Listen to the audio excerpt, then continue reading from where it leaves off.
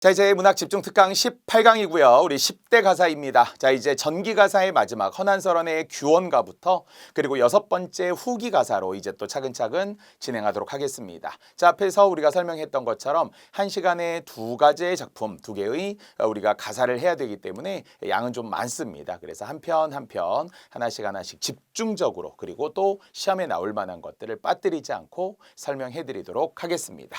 자, 이제 5번째 허난설원의 규원가 입니다. 전체적으로 보면 유일한 여류 가사이자 최초의 가사, 여류 가사 그리고 규방 가사, 내방 가사라고 불리는 규원가입니다. 조선 시대의 3대 여류 문인이다. 기준에 따라 조금 다르기는 한데요.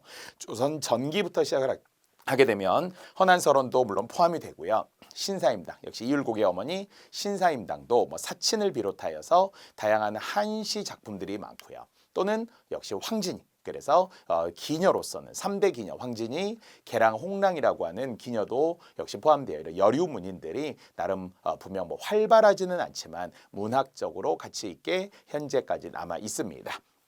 자, 난설원은 호고요. 원래 본명은 초희입니다. 그러니까 벌써 여성인데도 본명이나 아니면 호가 있다는 것부터가 그 허씨 집안, 강릉의 초당에 아주 유명한, 그래서 허난설원의 원래 6살 아래 동생이 허균인 건 이제 대부분 아실 거고요. 또는 그의 허씨 집안들이 강릉에서 굉장히 또 유명하게 자리를 잡고 초당, 두부, 순두부 이런 거 이제 유래가 허씨 집안에서 시작이 되었다. 이렇게도 이야기하거든요. 그래서 그의 아버지 허엽도 있습니다만 허난설원의 어떤 재능이 5살 때부터 한시를 지으면서 굉장히 천재 여류 문인이었다. 이렇게 어렸을 때부터 평가되지만 15살에 좀 예전 조혼이다 보니까 어린 나이에 시집을 김성립이라고 하는 이제 남자의 집안과 결혼을 하게 되는데, 안타깝지만 그 남자가 좀 흔히 이 작품에도 등장하지만 장한 유협 경박자, 그러니까 막 놀기 좋아하고 막 친구 좋아하고 물론 호탕하고 본인들 친구들끼리는 그렇지만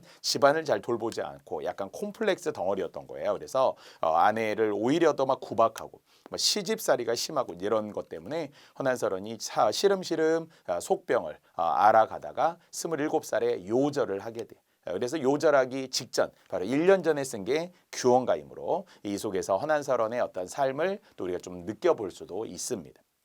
어쨌든 그의 남편은 나중에는 과거에 급제하고 이런 게 있더라고요. 의병장도 되고. 근데 이 삶으로 보면 좀 무책임한 가장이 아니었나 이런 생각을 또 해보네요. 자, 그래서 전체 9대 내용 정리라고 해서 허난설원, 호초이, 내방가사, 규방가사, 서정가사. 자, 규방아녀자의 원정, 그래서 규원가라고 하는 제목 안에서 규원이라는 주제를 떠올려서 규방아녀자의 원망하는 마음, 원망하는 정, 이걸 이제 원정이라고 합니다. 자, 규방가사의 선구자의 작품이다. 이렇게 최초의 여류 가사다. 물론 이것도 몰라요. 사실은 진짜 역사적으로는 허난설원이 썼을 수도 있고 아니면 어떤 여성인데 좀 끼워 넣었을 수도 있고 최초라는 것도 모든 문학이 진짜 최초인지 아닌지는 모르지만 문학적으로 검증되고 이미 이제 딱 이때 규정을 해놓은 거기 때문에 그대로 이해하시면 좋겠습니다. 자, 역시 가사체라는 게 형식은 운문, 내용은 사문, 100% 사음보이자 100% 한글로 기록한 거라고 늘 강조했었고요. 한시도 잘 지었지만 원래는 이제 원래 춘우 봄비라고 하는 어떤 한시부터 시작을 하여서 빈여음이라는 한시까지 다 이게 시험에 잘 나오는 것이지만 규원가는 한글로 썼다는 거. 이게 좀 모든 가사 100%라고 앞에서부터 계속 이야기해 왔고요. 그래서 아무래도 봉건적인 남존여비 사상 속에서 눈물과 한숨으로 얼룩진 인고의 삶을 살았던 부녀자들의 애달픈 심정을 노래했다. 진짜 천재 여류문인이다 이런 말을 들었지만 그 시대의 관습은 벗어날 수가 없었던 거예요. 요즘 같으면 당장 이혼하고 돌싱으로 또 제2의 자신의 삶을 살 수도 있었을 것 같은데 예전에는 그럴 수 없었던 거예요. 그래서 정말 애증이라는 감정, 사랑하면서도 미워하고 미워하면서도 사랑하는 이런 복합적 감정이 규원가에 잘 나타나 있습니다. 자, 내용 중에 시험에 잘 나오는 장애물. 자, 벌써 우리는 장애물 3번째 하고 있어요. 바로 앞 시간에 배웠던 삼인곡, 송미인곡. 복습하자면 삼인곡에 의하면 산인가 구름인가 머흐도 머흘시고의 장애물이. 물론 그때는 이제 임금과 나 사이를 가로막는 간신 정도로 설정을 하지만 일단 일반화하면 장애물이죠. 송민곡도 산으로 올라갔더니 이제 구름과 안개에 가려서 보이지 않았고 강가로 갔더니 바람과 물결에 어수선하게 되었다. 이것 또한 마찬가지로 장애물이자 간신이죠. 자, 그런데 이제 헌안설원의 규원가에 의하면 많은 시조들에도 나오지만 님과 나 사이를 가로막는데 뭔가 보이지 않는 또는 장애물.